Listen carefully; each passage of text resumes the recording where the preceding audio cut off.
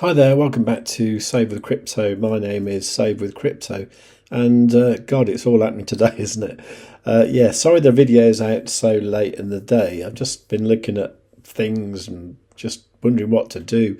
I was trying to make a video for the Stonksy Indicator channel, and I had a nice sort of Bitcoin trade going on Blofin. It had just gone nicely into profit, and I'd put the stop loss at break even. I thought that's pretty cool. I can make a video about that. Hopefully the market will go up a bit this afternoon. I can close the trade with, I don't know, about 40% profit or something like that. And then I can finish the video, send that off to Dave at Stonksy Indicator channel, and he can publish that. And of course what happened was everything went wrong, didn't it? And so the price came back down, hit my stop loss. I didn't lose any money, but it meant I couldn't finish the video because the video's like useless now, isn't it? So I've got to start a new one now, and I keep doing this week after week, and I'm trying to get a good one. Well, the main thing that happened was, the S&P, the Nasdaq, everything like that crashed on the news of some sort of Chinese version, like new version of Corona or something. I don't know. It was a bit of Chinese FUD that kind of brought the market down. Nothing's confirmed yet, apparently, but that's what brought the market down. A lot of people are thinking it's the ByBit hack, but yeah, that was a big old hack, but it didn't really make sense. So that was crashing Bitcoin a bit, Ethereum a bit, considering that's what they stole. The Ethereum didn't go down actually that much, or hasn't done so far anyway. But that came down a bit, but really it was the traditional markets that were crashing more than anything else, as far as I could see. Anyway, so S&P came down, Nasdaq came down, Bitcoin came down, Ethereum came down. Let's have a quick look where Ethereum is. It wasn't too bad last time I looked. Yeah, it's down a lot, but it's only really the same price as it was last Tuesday. So not too bad on the grand scheme of things. Bitcoin is back to the same price it was at last week as well. So yeah, that's not brilliant, because we've gone up so nicely this morning, haven't we? And then came back down, all the way down. Now, I just swapped to a different chart, this one here, because on this chart here, I've drawn some lines on which are similar to the ones that have been drawn on by a trader called Block Pro, who's over in the Crypto Saving Expert Premium. He's a brilliant trader, and he's really good at identifying levels that prices might come to. And what I'm looking at the moment, because at the moment the price of Bitcoin is about 95555 actually, and he had this level marked here, which was actually the low from last Wednesday, funnily enough. And he'd identified this level here, this kind of one at like 94,107, and also this kind of line of support here, and this line of resistance here, forming this big triangle.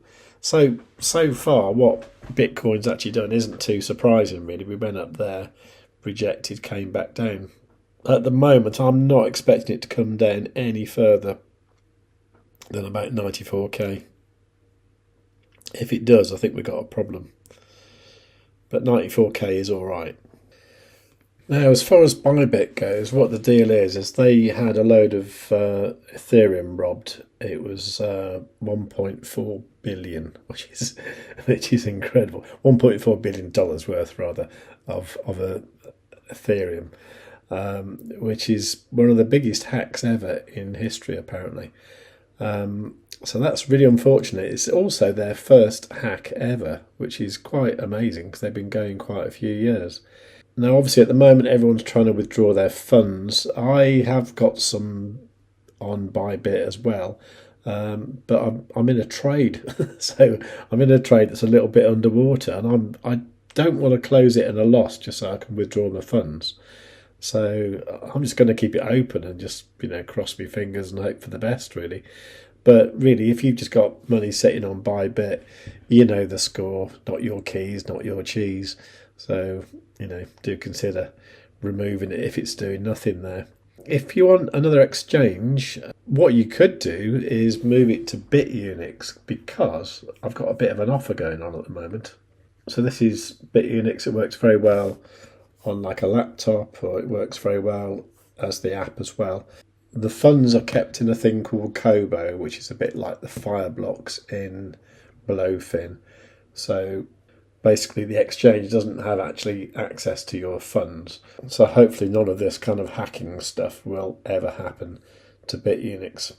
As a consequence of this, it means that they only do USDT pairs at the moment. So if you want to trade Bitcoin, you're trading Bitcoin against USDT. There aren't those inverse perpetuals at the moment. Now, there is an offer going on, and you only get this if you use my link, which is savethecrypto.org/BitUnix. I'll put it in the first link in the description as well down below, so you can go and do that. Now, what my special offer is as of today. Now, here is the new incentive policy for coals like me.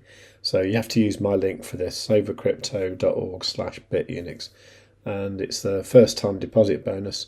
So for new users, if you deposit over 100 USDT or equivalent, so if you've got like Bitcoin or Ethereum or something, and it's worth 100 USDT, that's fine as well. And then just trade futures once, just do one futures trade, and you get $10 for free. So 10% for free. Sounds pretty cool, doesn't it? So do take advantage of that at savethecrypto.org/BitUnix. Now, sadly, it's not just exchanges that get hacked either. This YouTuber guy, I think his name's Peter, House of Crypto, he got hacked as well via a link on a Zoom meeting, I think it was.